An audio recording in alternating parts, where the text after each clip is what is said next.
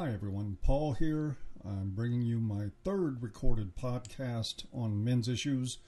This one is entitled Male Space. So let's give this a start. Spanning throughout the network of modern men's media, you will find a substantial amount of perspective on the concept of male space. Harsh commentary from men who feel that male space has been encroached upon by gender ideologues who believe that male-occupied space is inherently dangerous to women. This certainly would appear to be the case when you consider many traditionally male institutions that have been forced through legal channels or bad publicity to relent and include women in whatever they're doing. This even includes what some might consider privacy violations, such as female reporters being allowed into the locker rooms of professional athletes while they are in various stages of undress. Some men point, and rightfully so, to the hypocrisy of this happening in a society which has had an explosion in women's organizations that routinely exclude men. Needless to say, male reporters won't be finding their way into the dressing rooms of female athletes unless they want to be arrested. Sadly, this is usually where the conversation stops. There is little explanation to be found of what male space actually is or why it's so important.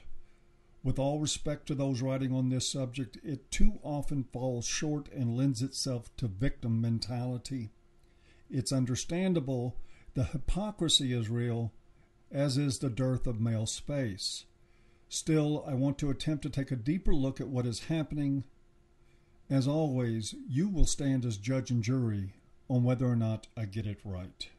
In the mid-1990s, I worked at a residential treatment facility for men, women, and young adults with alcohol and substance abuse problems. The campus was nestled in a locally iconic pre-mid-century residential area surrounded by sprawling oaks that were planted when the homes were built.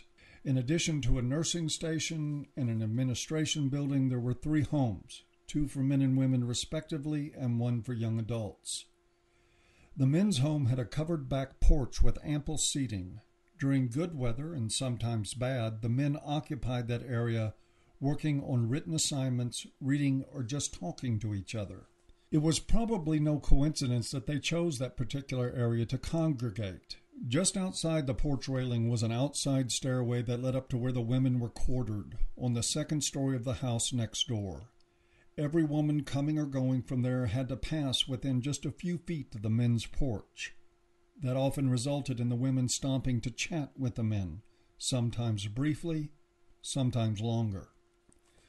I spent time observing their interactions. When women were not present, the men remained focused on what they were doing. They were generally loose and comfortable. Most importantly, they appeared comfortable in each other's company. When female clients came by, particularly the attractive ones, everything changed. Reading and writing ceased. The men's posture immediately improved. Occasionally chests puffed out, and some men stood upright as if to take a more visible position among their peers. What was really remarkable is that in most cases the men who were sitting and talking with each other disengaged and put their focus on the women in their proximity. In more fundamental terms, when the women showed up, the men stopped doing whatever it was they were doing and focused their attention on the women. The competition was evident. The more sexually attractive the woman was, the more impact on the group of men, the more competition. Those occasions were sometimes marked by conflict and arguing among the men. This was not an invasion of male space. The men were, instinctively perhaps, competing with each other, even undermining each other and betraying friendships in order to take the lead in drawing those women into that space. It happened over and over again. I decided to use this as an opportunity for an experiential exercise for the men, starting in the weekly men's group I facilitated. In that group, I recited some of my observations to the men about what I saw. The anxiety level in the room immediately went up. Clients fidgeted, shifted their weight around in their chairs, and stared at the floor. We were already in uncharted territory for most in this group. I gave them an assignment to carry out until the following week's group. I told them that when on the porch, the objective was to remain focused on whatever they were doing and not interact with the women who came by. To be polite, but explain to the women that they were busy at the moment and did not have time to socialize, and then to go back to whatever it was they were doing. The anxiety level in the room spiked again. I inquired about that, and the responses I got were mostly an acknowledgement that the men feared their actions would be interpreted as rude and the women would be angry. I interpreted this, and still do, as meaning what the men were actually saying was that they feared being rejected, that it was not about offending the women so much as losing their attention and approval. That fear is a topic for another talk, by the way, in due course. I sent the men off, some of them looking sheepish, to tackle the assignment. I was not convinced they could or would go through with it. I came to work the following Monday, and the first thing I was greeted with was another staff member telling me that the women were complaining that the men had been rude to them over the weekend. I regarded that with some suspicion. That suspicion was later confirmed by talking to the men in the community. To a man, they maintained that everyone had been polite but had followed through with the assignment. They also confirmed that the women had become angry. In fact, a couple of them had tested the limits by dressing suggestively and lingering near the men's porch. When that failed, the anger bubbled to the surface. Interestingly, and to my surprise, the men reacted to this by firming their resolve. Eventually, they moved back into the house where the women were not allowed. The exercise yielded some interesting results. One, I didn't anticipate the women's anger, though in hindsight I'm sure I should have. The other is that not only did the men follow the instructions, they became determined not to be defeated. They grew closer to each other, and for at least that weekend, the arguments and conflict that typically happen between men in those settings dropped to near zero.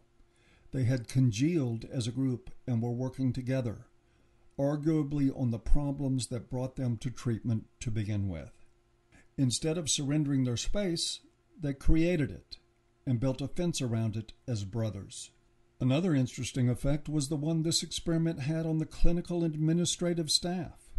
Some of the women who worked there were offended. They thought that the exercise I gave the men had nothing to do with their treatment for addiction and that it was hurtful to female clients. As I recall, the word abusive even came up. Some of the male staff felt the same way, though male and female staff alike were unable to articulate any form of reasoning about it that made sense. Their inability to do that was understandable. They were trying to express emotionally driven objections. They were trying to push an irrational rationale. The attitude was the same brand of obtuse that we find in people who think it was women's oppression that kept female reporters out of men's locker rooms, and that men banding together, focusing on their own needs and the needs of their peers, was harmful to women. Frankly, at that point, the staff was lagging behind the male clients on emotional health and insight alike. The men, with few exceptions, gained from it. Several of them described the experience as, and I'm quoting here, empowering, an interesting word from the mouths of men. I could see it in their demeanor as well. I found it intriguing that it expressed itself in some of the same ways that I saw in men when they were posturing to draw feminine attention. Their posture was better. They walked more upright with an air of confidence, atypical to men in this kind of setting. They exchanged knowing glances and smiles with me for quite some time. They felt better about themselves, something pretty important for people who have wrecked their self-respect with alcohol and drugs. They learned about themselves and about men. Men change when you bring a woman into the picture. They change in very drastic ways. You can have a group of happily married, committed men with no intention at all of infidelity, and when you introduce an attractive woman in the picture, they change. They lose focus on whatever they're doing. They compete. It is instinctive. It is nature, and it affects all men. At least one of the men in that particular group was gay, and he reported the same benefit as the others. Plus, he felt more included as a fellow man than he ever had before. Is this a suggestion that men should avoid women? Hardly. Human beings pair bond. It is not nearly always for life, but they still overwhelmingly tend to not fly solo in life. Their healthy, normal needs include intimate connection. For men, just as it does for women, it also means a time and place for space of their own. We may not be able to control whether women are allowed entrance to a men's country club or to a men's locker room or any number of other places. Each man and each group of men can, however, take the space they need to connect to themselves and to each other. Those who are offended by that are just those who want irrational, exploitive control. That is what the majority of staff at a treatment facility found offensive. Men turning inward and doing the very work they were there to do, connecting to each other supportively in the process. The staff was actually concerned that men doing this was an affront to women. For them, the men's actions on that porch was a problem to be fixed rather than what it was. Men in trouble supporting each other and restoring some of their dignity. They were isolated, disaffected men finding connection and a sense of community.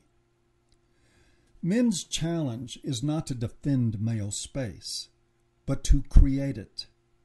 Male space, the kind that matters, is not on golf courses or locker rooms. It is within the sanctity of their own minds and hearts. It is in the ability to tend to their own needs rather than blindly surrender to reproductive instinct, laying waste to their dignity and leaving their brothers under the bus along the way. Male space cannot be taken. It cannot be encroached upon. It can only be surrendered. Bemoaning the lack of male space is not an act of dissent. It is not activism. It is simply an acknowledgement of personal and collective failure.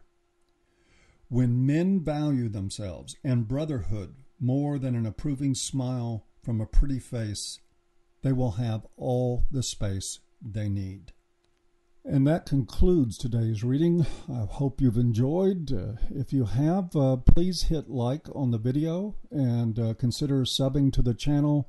We would love to have you. There's going to be much more of this material to come in the very near future. Thanks for listening today, and bye-bye.